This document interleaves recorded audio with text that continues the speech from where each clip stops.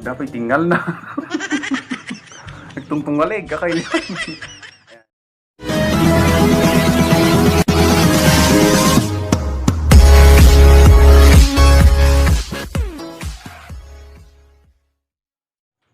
Okay, it's vlog time, my dear countrymen. Welcome po ulit sa aking YouTube channel. Sa channel ng vlogger na walang ganong subscriber. So as you can see mga kailyan, dito po sa ating harapan, we have 2 plates of identical recipe. Ito po yung isa sa mga specialty namin mga Ilocano. Ito po yung tinatawag namin kilawin mga kailyan. And the reason why kung bakit po natin sila pinag-separate ng lalagyan, despite of being identical, meron pong slight difference yung dalawang yan mga kailyan. And i-explain ko po sa inyo yung pagkakaiba ng dalawang yan. Dapat tinggal na. Nagtungtungalig, kakainin. Ayan. So simulan po natin dito sa ating left side mga kailyan. Ito po yung tinatawag naming ata-ata. Ayan. So close up natin sa camera natin. Ayan. Oops! Yan. Ata-ata. So ang ata-ata po mga kailyan, ito po yung klase ng kilawin na totally na hindi luto mga kailyan. So ang ginagawa po dyan, hinihiwalang manipis yung karne, then pinipigaan ng suka, then pagkatapos tinitimplan ulit, nilalagyan ng natadtad na sibuyas, then luya, then nilagyan ulit ng suka mga kailyan. At yung traditional na ginagawa namin dyan, nagpapakulo kami ng papait mga kailyan, then binubuhos namin dyan. Then after that, pwede na po siyang kainin. Ito na po yung magiging outcome niya. Ayan. So ito po yung ata-ata mga kailyan. So bale po sa akin, ito po yung kinukonsider kong authentic na kilawin. Kasi it describes the word kilawin mga kailyan. Ang word po kasi na kilawin is an Ilocano word which means hilaw or hindi luto. Kaya kung ako po yung tatanungin, ito po yung talagang urig na kilawin mga kailyan. Yung tinatawag naming ata-ata. Then ito naman po isa, ito naman po yung tinatawag naming naipasar. Ayan. Naipasar na kilawin. Ayan. So ito na po yung alam ng karamihan na klase ng kilawin. Bale, ang preparation po niyan is almost the same. So bale, ang ginagawa lang po dyan, mag-iinit ka lang ng kawali, then ilagay mo tong ata-ata, lutuin mo ng mga around 1 minute, then ito po yung magiging kalalabasan, yung naipasar. Ayan. Oh, kisti sa baha ka rin ang hilawin. They're always following me.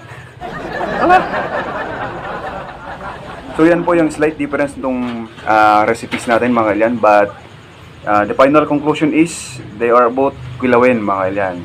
Ang pagkakaiba lang po nila, yung isa hindi luto, yung isa slightly cooked. So very simple my dear countrymen, as simple as me, simple but terrible. So kainan na mga kailyan kasi gutom na tayo.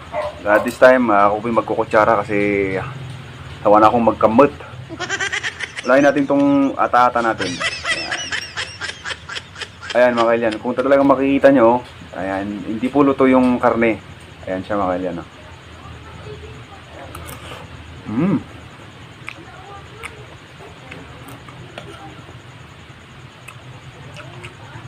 Nimas kakailyan. Naglagay sila ng papait.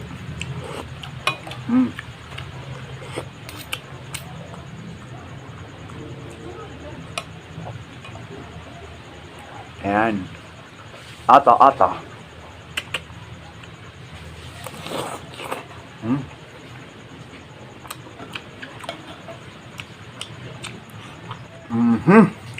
Dito pala sa ata-ata mga kailyan, ang required po na gamitin natin karne dito is yung bagong katay. Hindi po tayo pwedeng gumamit ng stock na karne pag ganito yung ginagawa natin. Dapat talaga yung fresh meat para safe siyang kainin. Kasi nga hindi po natin siya lulutuin. Tikman naman natin tong may pasar. Kaldeng o nasnan.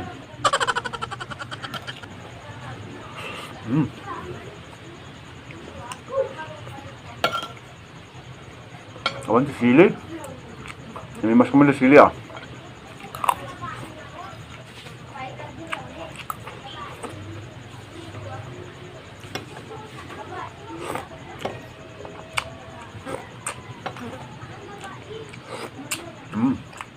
Bale, binili lang po natin to mga kailyan. Galing po tayong trabaho.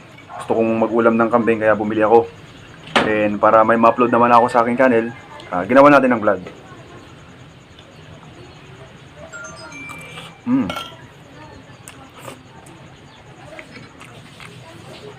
Parang mas masarap tong ata-ata mga kailyan. Nasam 8.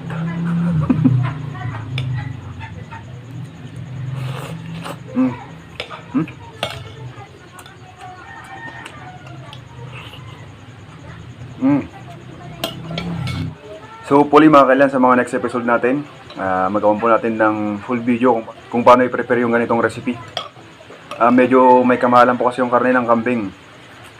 At bihira lang po yung nagtitinda dun sa palengke. So, baling bilihan po ng kambing kasi dito, bultuhan, buo-buo. Medyo may kamahalan, kaya hindi po natin kayang bumili ng ganun. Kaunti gatang kakailian. O pati gatang titaling pagbakalan, halit.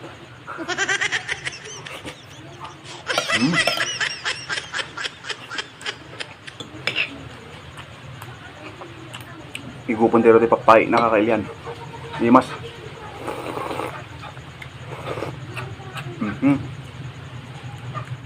Natukulang kilawon. Ito naman po yung may pasar natin, no? Ayan. Kung makikita nyo, luto siya mga kailan. Pero slightly yung pagkaluto nito.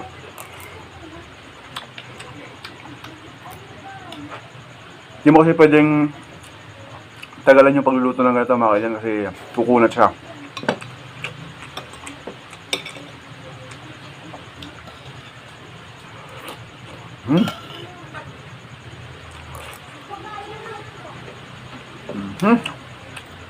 Sili ko ba?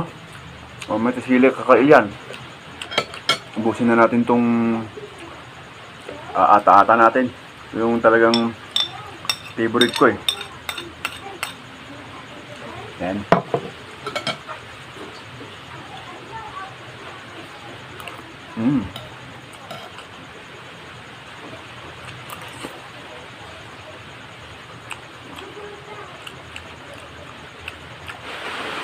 Wow, it's raining men.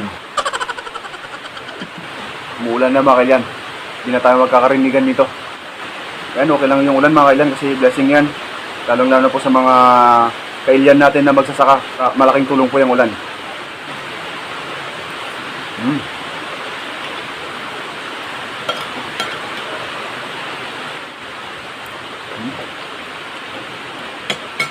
Ito naman yung naipasaro natin. Ubusin na rin natin.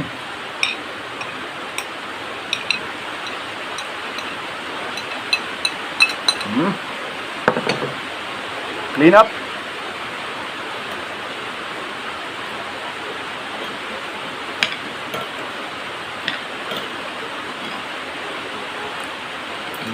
So doon po pala sa ata-ata natin mga kailan, hindi po natin nire-recommend na regular nyo kainin yun kasi hindi nga siya luto. Masama po sa kalusugan. Kaya minsan na lang dapat kainin yun mga kailan. Mas maganda rin yung slightly cook, yung naipasar. Gumagawa ko ng demonstration, wala na palang laman yung mga platito ko.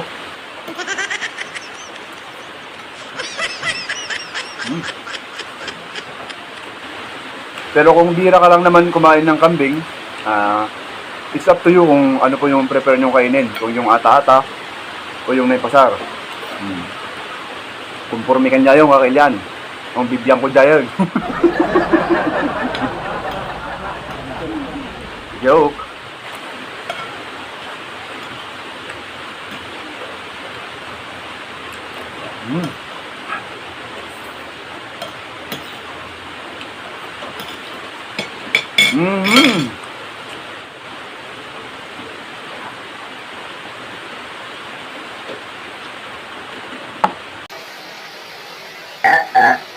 Wow. Okay, that's it my dear countrymen. Tapos na po tayong kumain. Kaya ako magpapaalam na. Thanks again for watching. At sana po nagustuhan nyo itong episode natin. Itong Kilawin episode ni Manong Ilocano. At kung bago lang po kayo dito sa aking channel, please don't forget to subscribe. At hampasin nyo na rin po yung notification bell button para lagi po kayong updated sa aking mga bagong uploads. So once again, thank you and God bless us all my dear countrymen.